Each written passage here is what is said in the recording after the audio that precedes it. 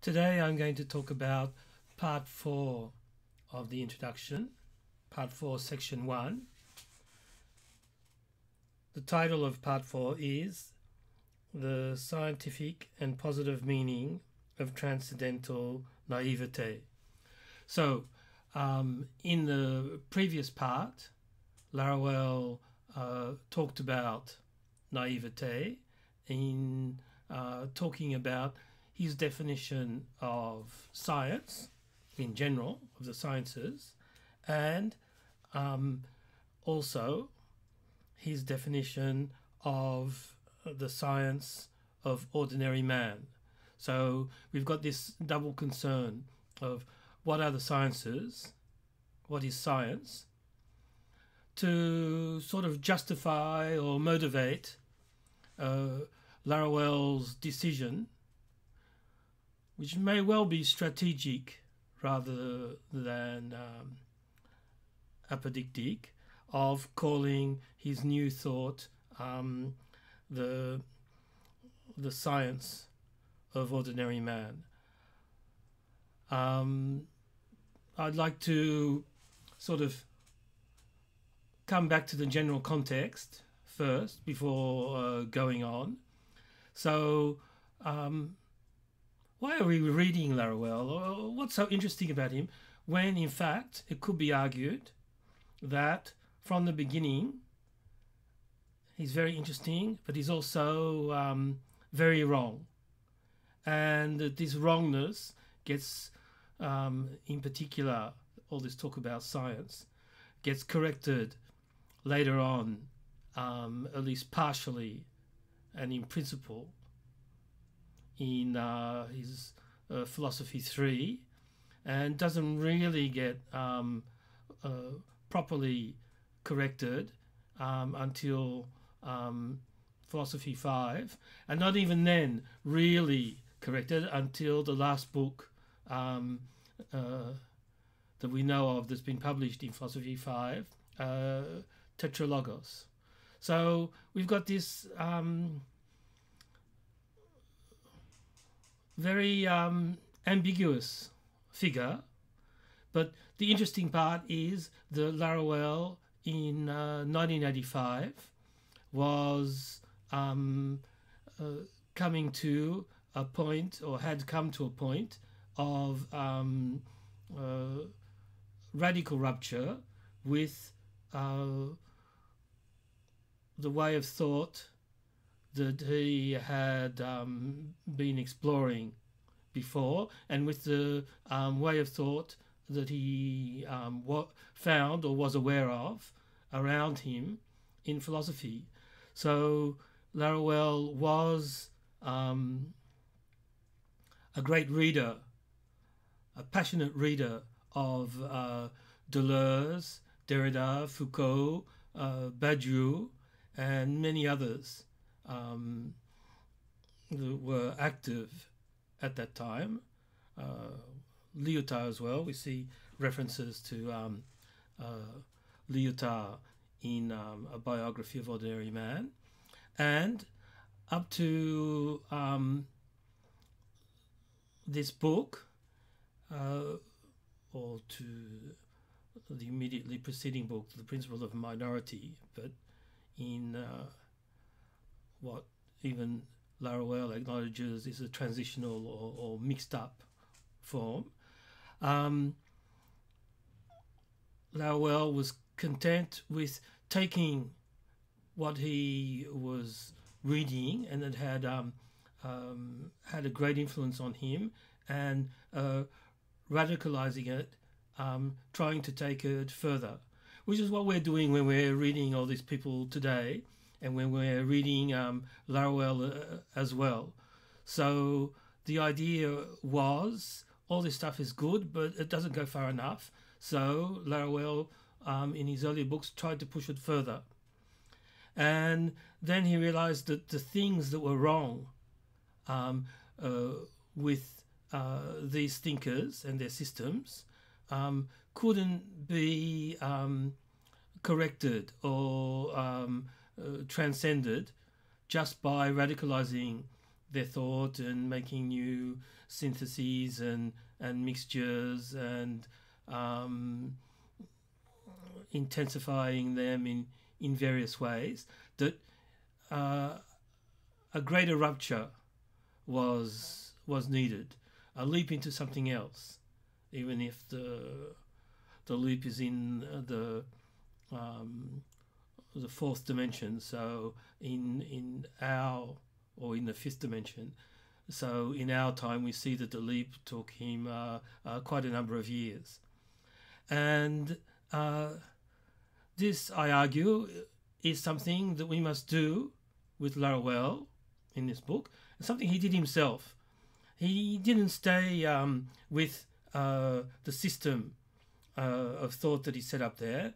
He stayed with it apparently for 4 or 5 years, and then he leapt into something else with his philosophy 3. So the idea of a leap is also translated by Laruelle in terms of a wave, of moving into a different wave. So we need to keep at least those two images in mind.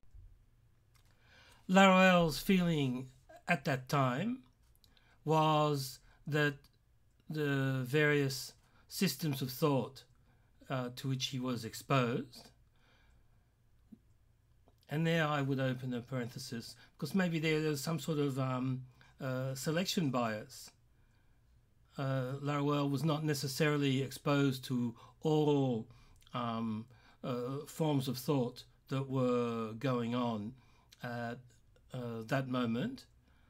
I would suggest that he was not aware of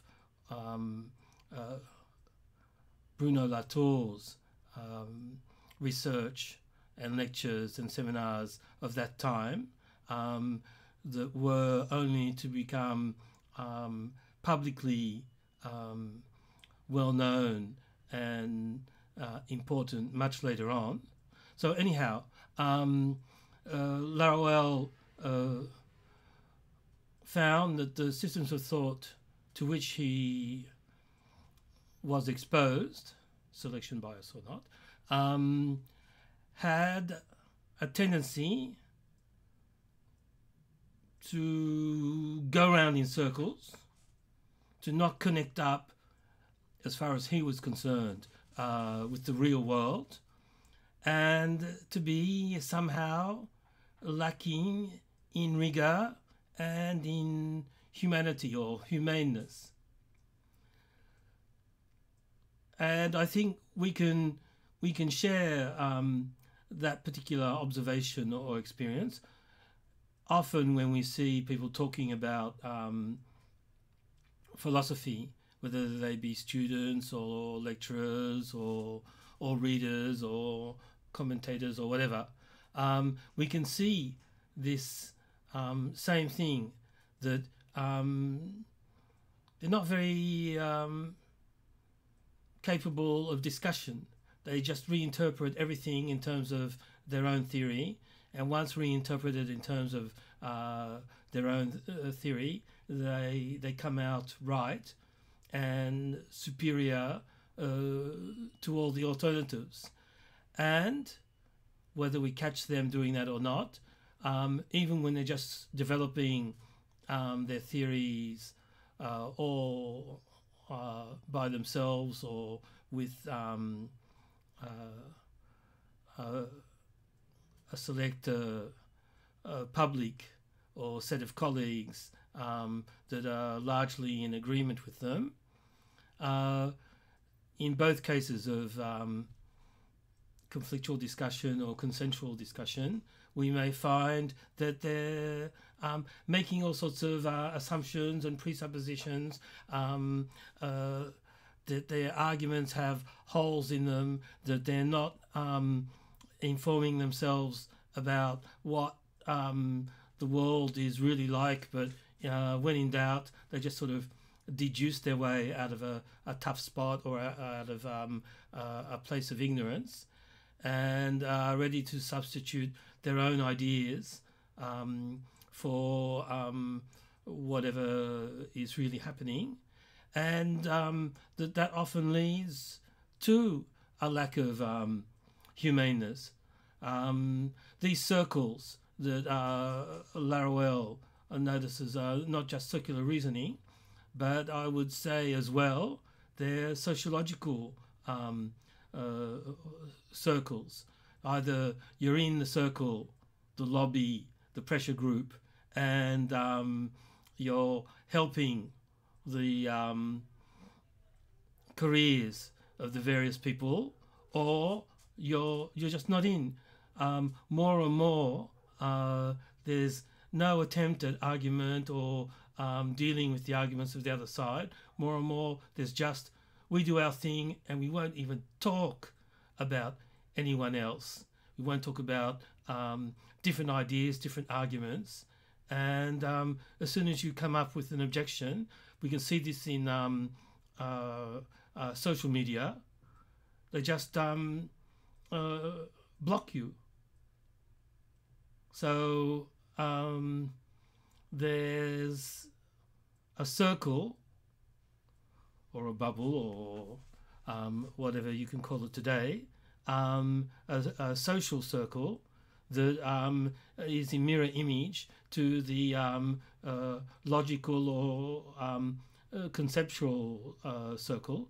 And so there's a sort of brutality of, so inhumaneness of discussions or non-discussions that we can see in real life, and even more so on the internet.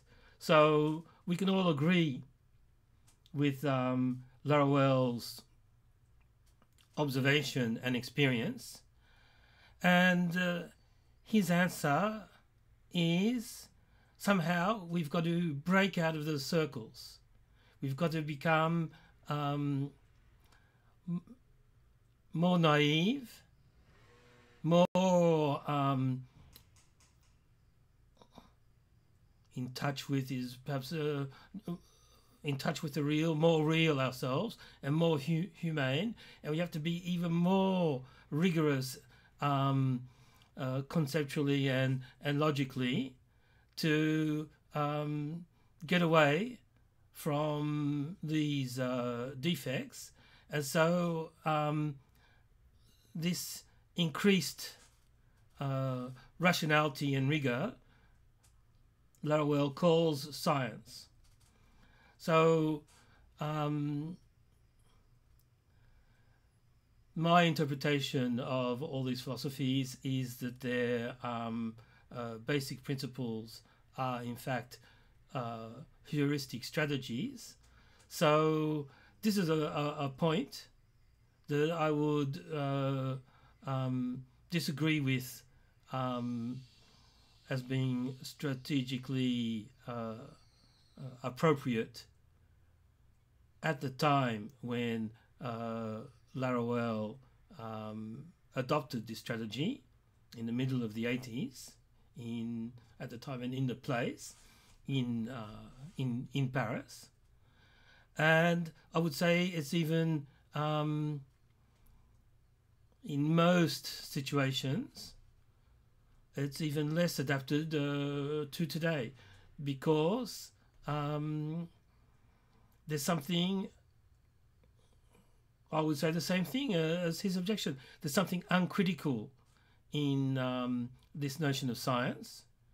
We've all, if we've been doing anything, we've all been through Latour's critique of science, critique of the absoluteness of science, the sociology of science, the different critical epistemologies of science. So we can't just sort of use it as a master term and an ideal to live up to. So there's a lack of rigor there, and I think there's a lack of humaneness in this enshrining of science as the supreme value. And that goes into a sort of elitism that we can see in Laruelle, and I would say in the behavior of Laruellians. So I don't want to go into any particular sort of detail about that, but this goes along with the sort of elitism that is being reinforced by the social networks, and probably by the economic context. So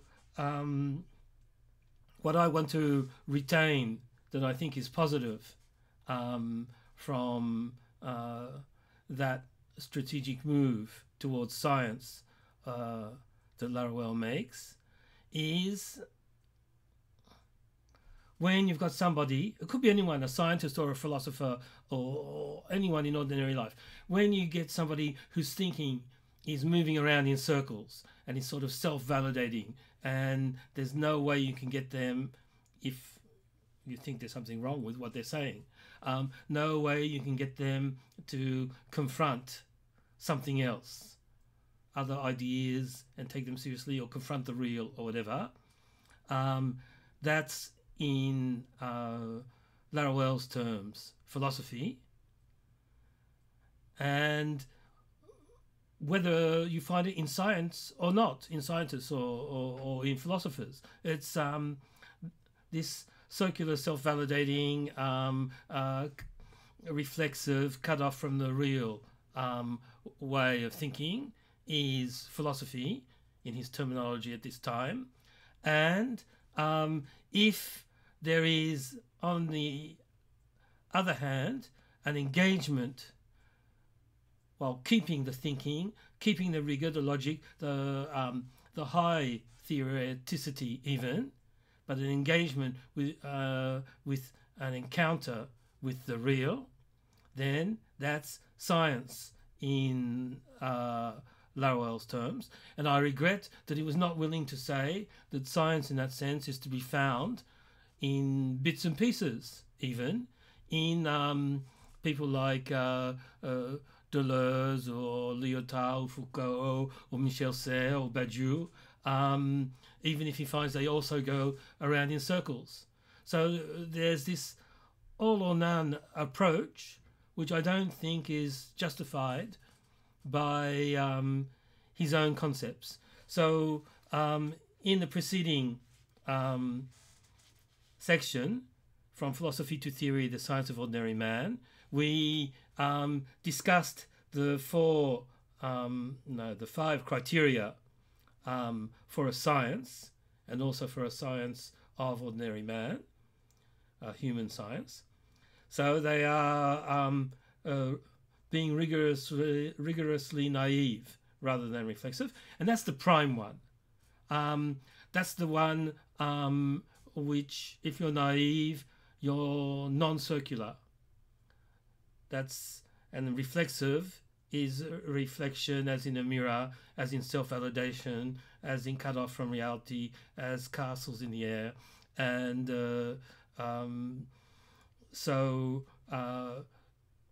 however you do it, the only way out is to seek, once again, like the child in Zarathustra, where you have the camel, the lion, and then the child.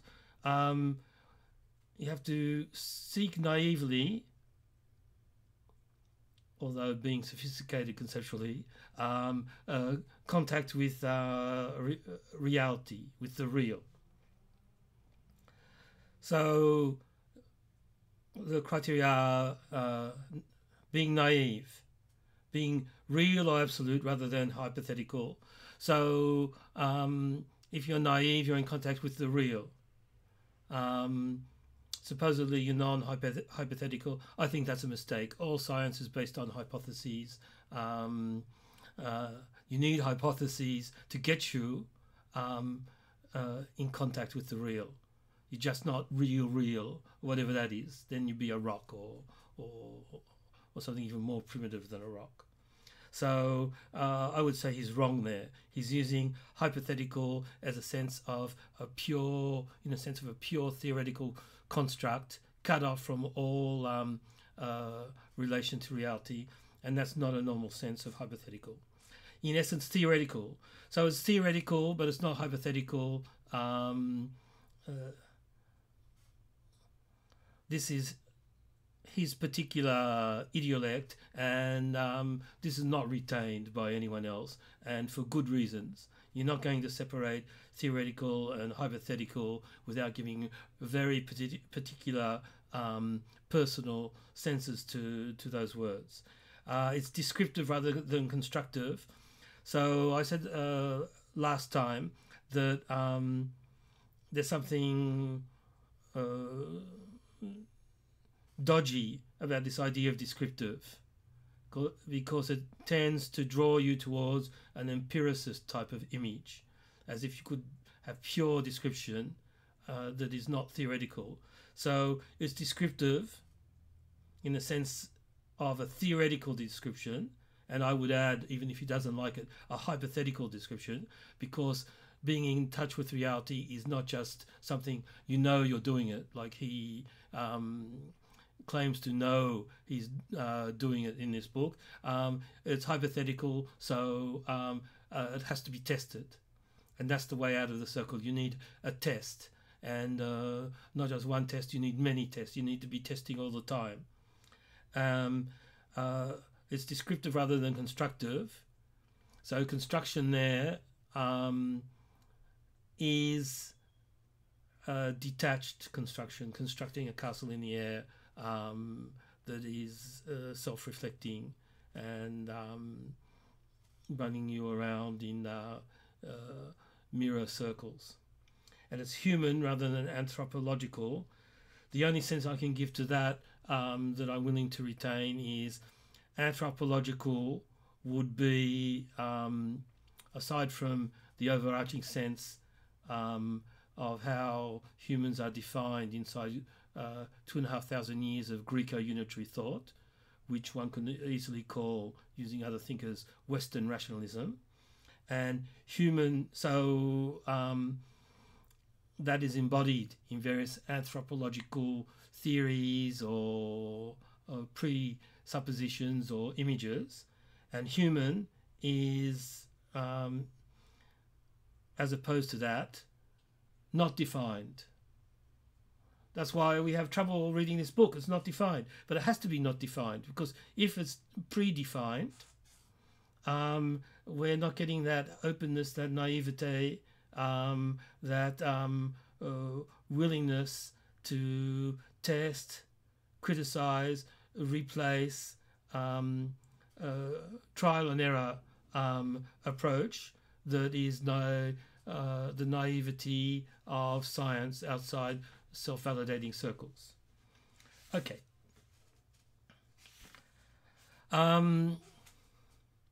Laruelle's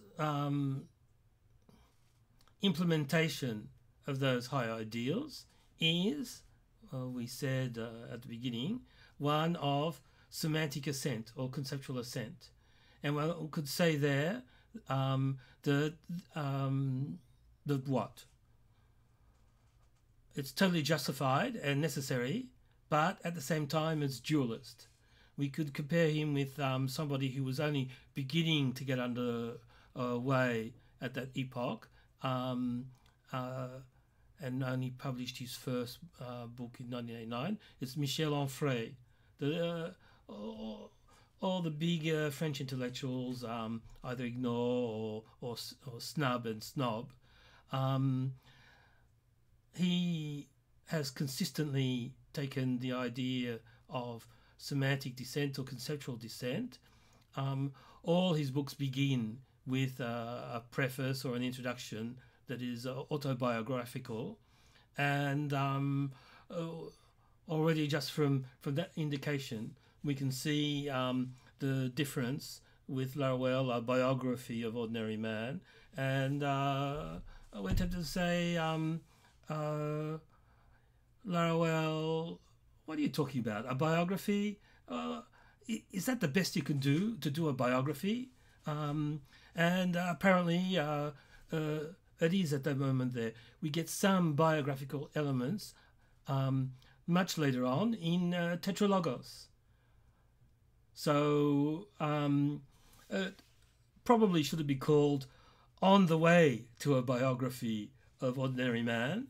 And in the preface, he specifically, well, he mentions, so we could call that a rhetorical device. He mentions and then excludes, but he specifically excludes his own biographical experience as something that we could maybe, with the hermeneutics of suspicion, that we could deduce from reading his book, but that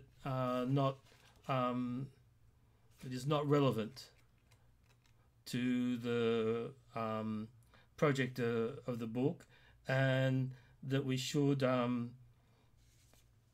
respect the intimacy of the drama. Well, he's saying there, I'm choosing semantic assent, and I'm blocking the way to semantic descent. That's not the way to go. You have to do semantic assent, sort of out-rigorize the rigorous philosophers, out-conceptualize the conceptual creators, and that's the way you're going to find experience. That's what experience is. You go around, your experience is, you read these people, you meet them, and your experience, or Laruelle's transcendental experience, is that they don't go far enough, that they're going around in circles, and to cut the circle, he goes even higher in the level of abstraction and the level of conceptuality to pure theory. That was the conclusion of the last part 3, section 5, towards the end. In reality, man is the only living being there is that is nothing but theoretical. So man, humans, are pure subject, pure theory. So is it necessary, supposing this is true, to get to pure theory by purely theoretical means? Given that he also says nothing but theoretical, a mystical living being. That's one form of yoga, I think, jnana yoga. By theoretical contemplation, you can get to the absolute. But you could also descend into bodily and experiential immanence, and in Laruelle's terms, that would or should be a way of access to this pure subject, nothing but theoretical human experience. So he's excluding in this book means, methods, paths of immanence that it's not clear that they can be excluded. And it will be interesting to see just how long he can keep up that sort of exclusion. As I have emphasized in Philosophy 3, Laruelle says that in Philosophy 2, where this book is situated, he was under the scientistic assumption of the principle of sufficiency and authority of science. And in Tetralogos, he does give some elements of experience concerning his attachment to music, his inability to pursue that in a musical career or creativity, and his attempt to do music by other means, by philosophy. And so the equation that we get in this way, but also in the next one, of homo, sive, scientia, man or science, and the or there is an or of identity, man, that is to say, science. I would argue that applies to philosophy 2, philosophy 3, maybe philosophy 4, but he's diversifying there, and that is suspended in philosophy 5, especially in Tetralogos, where you could have homo, sive, musica, as well as homo, sive, scientia. So we have to keep in mind that it's perfectly normal to have objections to what Laruelle is saying, because he himself will revise some things that crop up almost to anyone as objectionable, but the objections need to be tied to experience as well. So whenever Laruelle is talking about something, we should bring it back to experience in some way, and the basic takeaway from his discussion of science is this person, is this book, is this system just going round in circles, in which case it's philosophy, in scare quotes, bad, or is this book, is this person, is this system, here now, perhaps not all the time, but here now, in this instance, breaking out of the circle, and then it's, in scare quotes, science, and good, in some sense, not, here we use Nietzsche, beyond good and evil, but not beyond good and bad. So after all that preamble, we can come to the beginning of part 4, section 1, or section 4, I can't remember my terminology. Section 4, part 1, the scientific and positive meaning of transcendental naivete. So it's transcendental naivete. It's not just being naive and sort of uneducated. It's transcendental. So we're already totally immersed in the transcendental conceptual field and in the conditions of possibility of what is given, observed, experienced, and thought, even if these conditions are, in Laruelle's case, like as in Deleuze and Foucault's case, are imminent conditions. So Laruelle begins by saying, any comparison of one science to another, particularly of a science as peculiar as a transcendental science to the empirical sciences, is dangerous and rarely transcends metaphor. So yes, it's dangerous, and I would say it's wrong. And it's not just by sticking transcendental in front of it that you can whitewash a word like science. It needs more than that, and I think it's a mistake. In today's world, it's received, whether that's the intention or not, as scientism, and because it's received as scientism, you yourself, at least one part of you, receives it as scientism. One part of Laruelle receives it as scientism, and that can have and does have perverse effects on the way his thought goes. So my argument is that a lot of what Laruelle critiques is part of his own autobiography. This book is autobiographical in all that he critiques, whether he's willing to recognize it or not. And this idea of a transcendental science as what he's doing, I think, I mean, we're not in the beginning of the 20th century with Husserl. So it's got all the wrong connotations. And as far as I can see, aside from the stipulative definition, none of the right connotations. So for me, it's a big mistake. It is dangerous.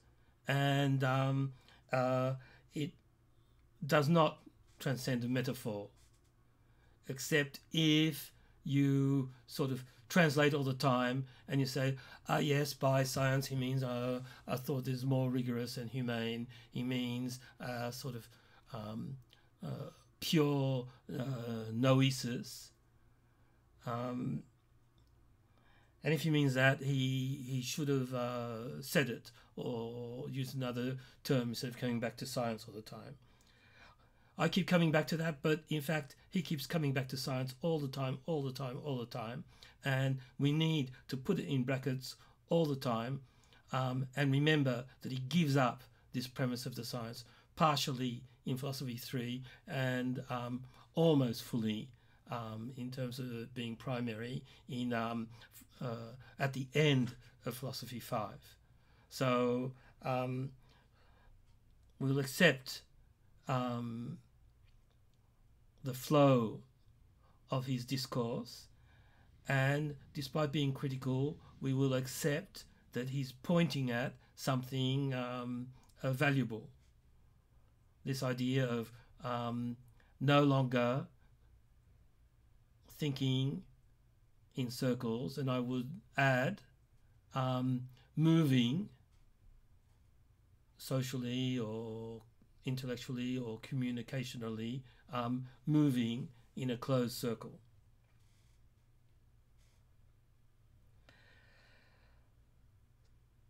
So he continues, nevertheless, we have seen that the one and the other have in common. So the one and the other are positive science and transcendental science.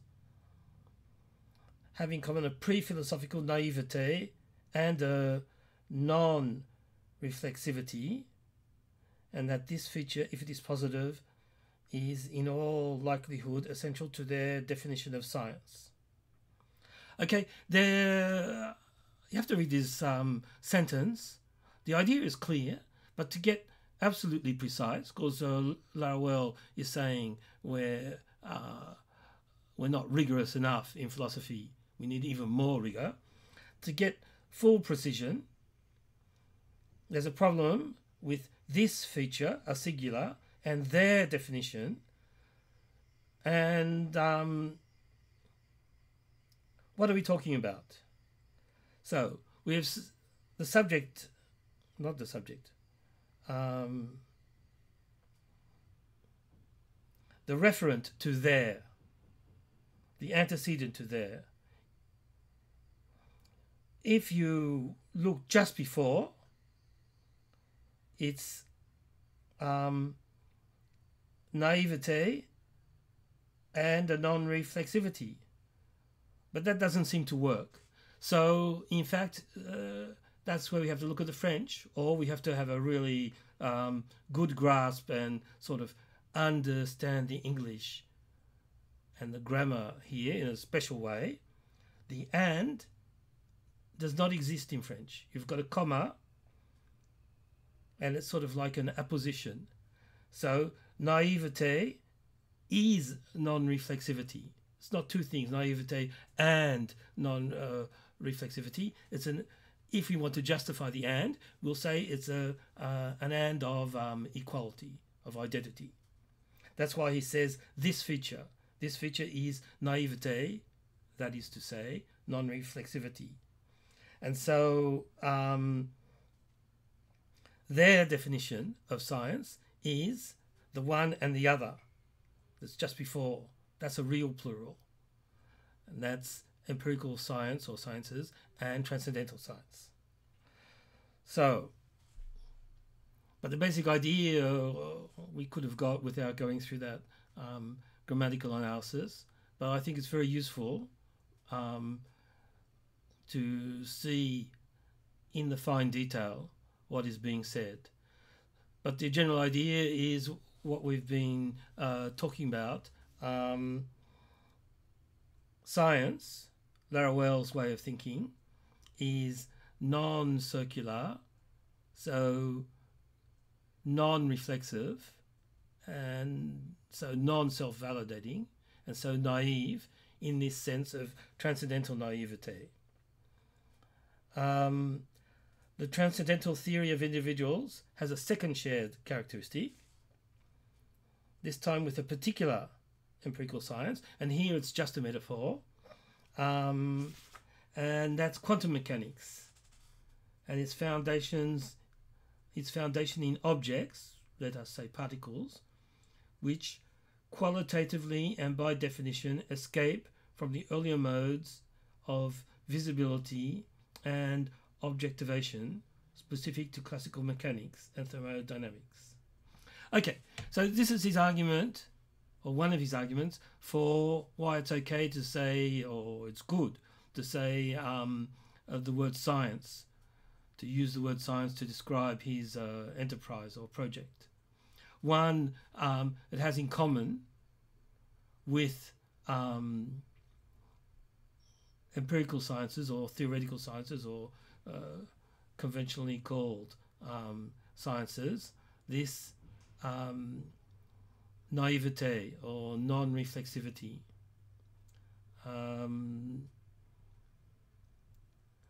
This is, as I think I've already said, virtually a Popperian definition of science, and it corresponds to Popper's experience when he was talking with Marxists and psychoanalysts, that the talk just went round in circles, and at no point was any contact with the real in any way possible. No test was possible. No conceptual or empirical test was possible. So that's, for the moment, the best we get from Laruelle as to what he means by science. He can call his enterprise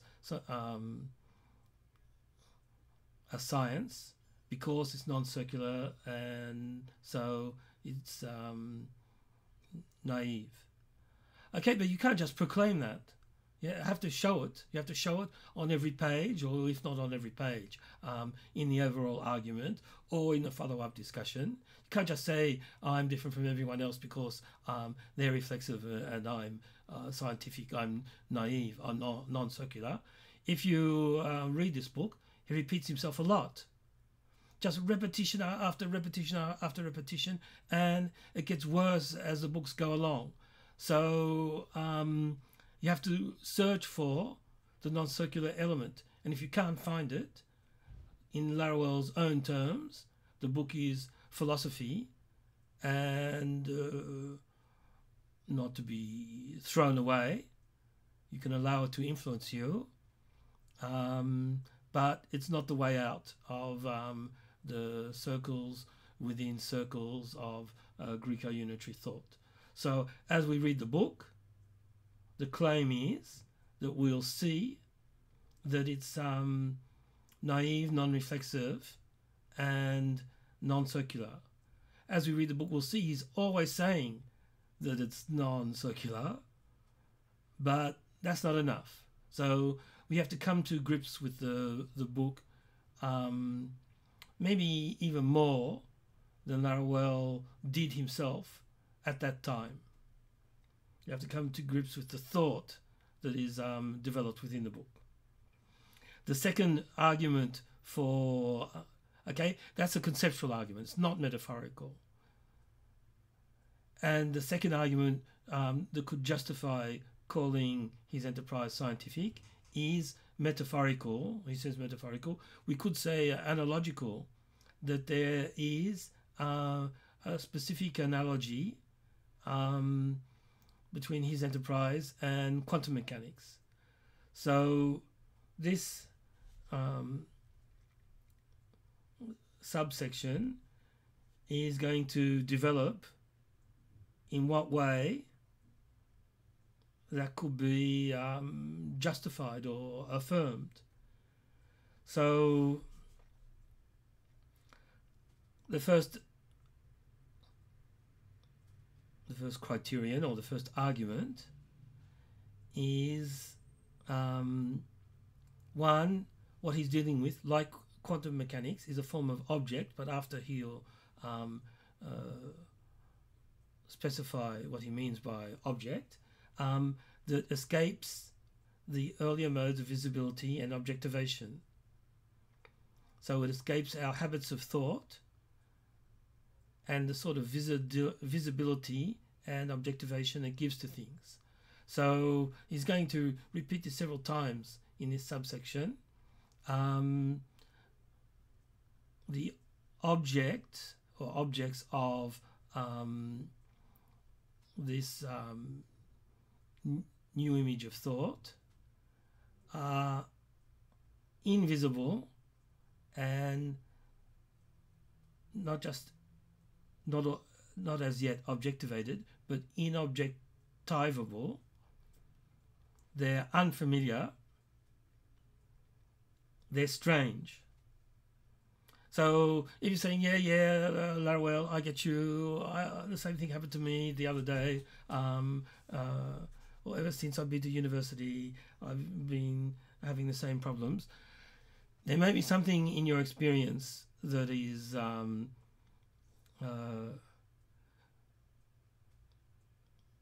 compatible with or non-philosophy or non-philosophy friendly, but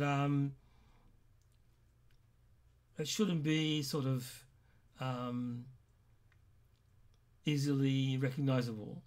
It's not, a sort of epidemic reaction, as he will explain. It's not just a access to, if that's the right word, these objects is the result of a leap. But you can say, I've already made the leap.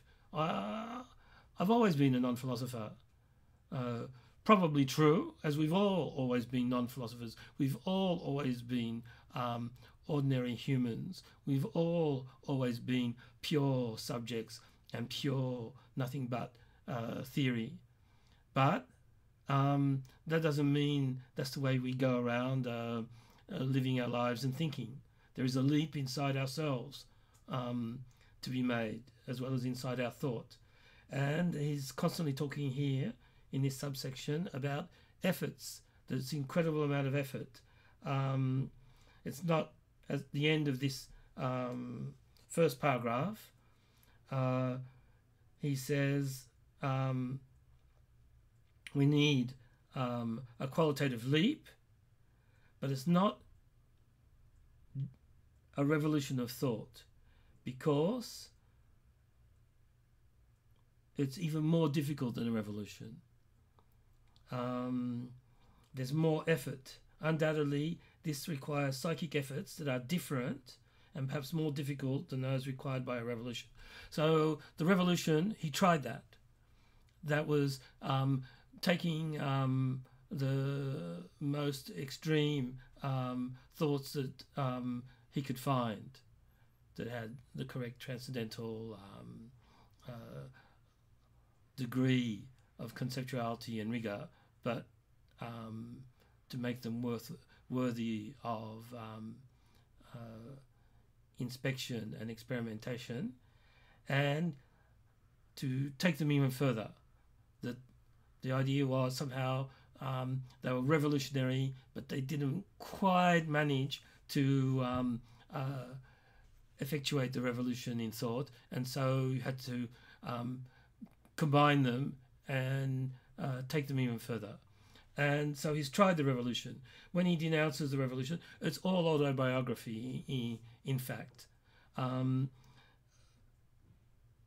need something else, which is what we said at the beginning. You need something different. It's not just going further. You have to radically correct your orientation, radically change your orientation, and that's a great effort. And he calls it, for once, it's not just a theoretical effort or a conceptual effort, it's a psychic effort. So we're trying to get out of unitary presuppositions. So he considers the operations in this first paragraph, and then he repeats them slightly differently in the second paragraph. So the revolution in thought, which is not enough, is effectuated from within the framework of existing philosophical conceptions that you question, renovate, or deconstruct. So that's the attempt at revolution. I think maybe if we use an idea of normal science and scientific revolutions, there's something sort of right and wrong in what Laruelle is saying. If you've got a sort of a normal standard philosophy, like a normal standard science, or religion, or whatever, in fact, and you question, renovate, or deconstruct that paradigm, probably your efforts will be absorbed. That's the normal part of the paradigm. It treats all that as anomalies that it manages to absorb by sort of tinkering with the low levels of the system, or it puts to one side. Either it excludes that's based on mistakes. I can't explain those mistakes for the moment. One day maybe I'll find an explanation, but it's just anomalies or unimportant or to be seen later. So even in the Kuhnian vision, questioning, renovating, deconstructing is not enough to produce a revolution. A revolution is something stronger, is a leap, and requires more effort. Is it more psychic effort? Some people might be able to make the leap easily, but it's a noetic effort in some way, because you reconceptualize. So Laruelle seems to be operating out of a weak idea of revolution. If revolutioning is identified with questioning, renovating, and deconstructing, yeah, sure, that's not enough. It's not enough on the Kuhnian science model, and it's not enough in his experience in trying to push philosophy further. It basically comes down to tinkering that can be reabsorbed or co-opted by whatever system is in place. So the leap, an incredible psychic effort to change paradigm, Laruelle distances himself from Kuhn's vocabulary and says it's not a revolution. It's not a philosophical revolution that is needed, but something different, more difficult, more intense, more powerful, and that's what he calls later on in paragraph 3, a different paradigm. So maybe we could reconcile the two and say that Kuhn is dealing with paradigms, in fact sub-paradigms within the overarching Greco-unitary paradigm, and that's why he's justified in talking about scientific revolutions, and we could metaphorically generalize that to philosophical revolutions. But Laruelle is talking on a different level. He's talking on the level of the whole all-encompassing Greco-unitary paradigm that has regimented us for 2,500 years, and then to change that, another word than revolution would seem appropriate. That would be a reconstruction of a justification that Laruelle could give. Nonetheless, he still retains the word paradigm, and he says, paragraph 3, this is a different paradigm, not a supplementary variation on the unitary paradigm. So, questioning, what do we say, renovating, deconstructing are operations that only produce supplementary variations. Is that true? That's Laruelle's position. Maybe if you questioned radically enough, if you renovated radically enough, if you deconstructed radically enough, later in non-standard philosophy, Laruelle will call his method quantum deconstruction. So maybe if you did those operations radically enough, you could produce a new paradigm. But that's his way of describing the half measures. He comes back to that in the second paragraph, at the beginning of the second paragraph. It's not exactly the same terms, but he says it is less a matter of questioning, fracturing, or displacing what? Objectivating or metaphysical representation, than of resolutely thinking outside of it. So I've got this idea of resolution. You resolve to think outside, or somehow you leap outside, and it's a notion of, in that case, of fidelity. You resolvedly continue to think outside and resist, exclude, eliminate all modes of falling back into, all modes of recuperation, all modes of co-optation by the system that is in place. So that's why these objects are not objects.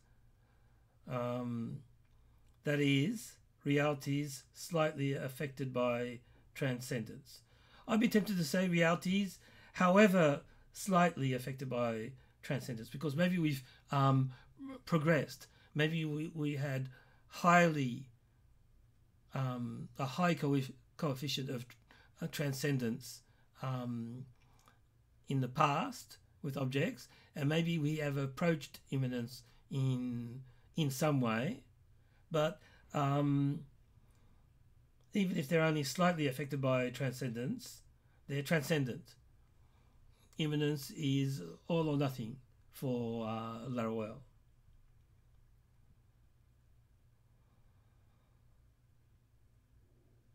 So individual or minoritarian thought moves in the utterly positive sphere of a radical, invisible, or unconscious,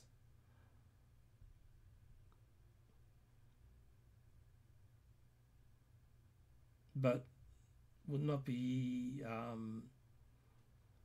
transcendent or objective, he explains, it would not be an unconscious that is linguistic or biological, etc. So it's not a psychological or unconscious. So there's this totally other thing that is invisible. We saw that in the first paragraph. Inobjectivable. That's why it's not objects. And everything that we think of as objects are objects. So that will be his answer to object-oriented ontology.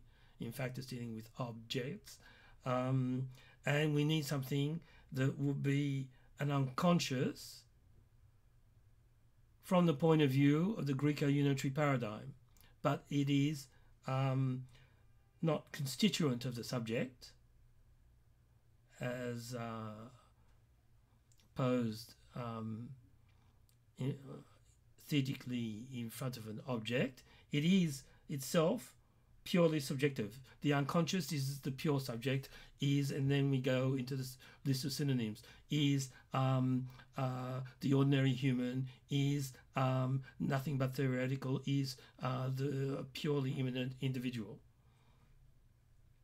So paragraph 3, this is a different paradigm. Now something very funny is going to happen in this third paragraph that we could call deconstructive. What we call it's a different paradigm. It's a minoritarian paradigm. We abandon Greek ontological habits and their deconstructions. For him, Greek ontology and its deconstruction are all on the same plane.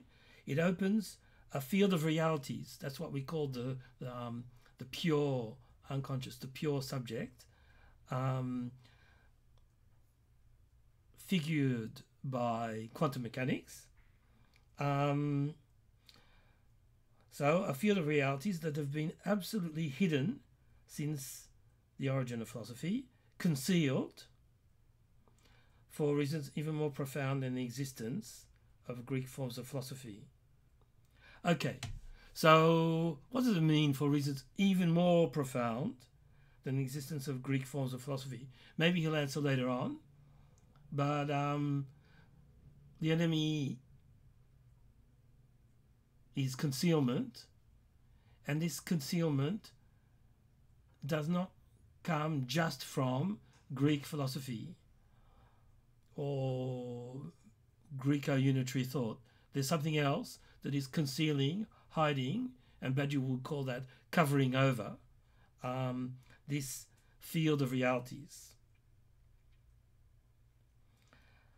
So then he says, in a sentence that seems at first sight contradictory, or almost contradictory, it is not at all a transcendental field of individuals that is proposed here, like a new transcendent hinterworld of philosophy, but a dispersion of purely transcendental rather than transcendent individuals.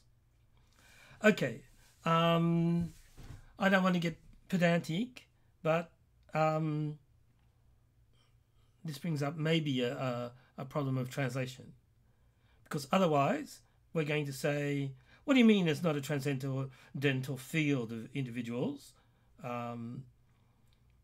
Laruelle, you just said that it's a field of realities, and you're always saying that it's a transcendental field, it's not transcendent. So I think the problem comes from the translation of comme, which is like here, and which I would be tempted to say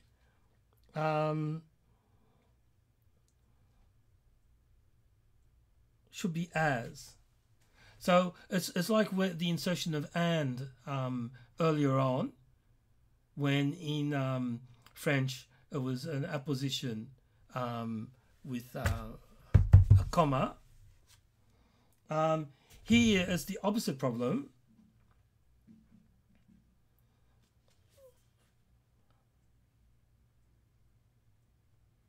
is not at all a transcendental field of individuals that is proposed here. Let's take away the comma and put as. That is proposed here as a new transcendent hinterworld. So a transcendental field of individuals proposed as a hinterworld, an otherworldly superior reality. That's wrong. That's not what he's doing. But a transcendental field of individuals proposed as a dispersion. That's okay. So he's not ruling out the transcendental field of individuals, but he's ruling out its treatment, and so its predefinition, as a hinterworld, underlying reality or behind the scenes reality, and he's preferring over that a transcendental field of realities of individuals that is a real imminent dispersion. So once again, the transcendental is not the transcendent. The transcendental in Laruelle's usage is imminent. So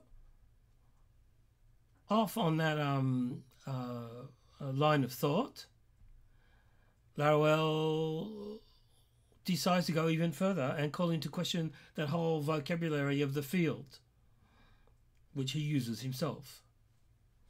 So it's not at all a transcendental field of individuals that is proposed here as a new transcendent hinterworld of philosophy, but a dispersion of purely transcendental rather than transcendent individuals, whose essence, therefore, is to no longer obey the laws of opening and of closing, the always unitary laws of a field, nonetheless a word he just used in the same paragraph in a positive sense, the always unitary laws of a field, of a body, of a continent, something that he's used earlier when he talked about the continent of man, to oppose to Foucault's theory of the death of man, of an epoch, of an episteme, etc. So we can suppose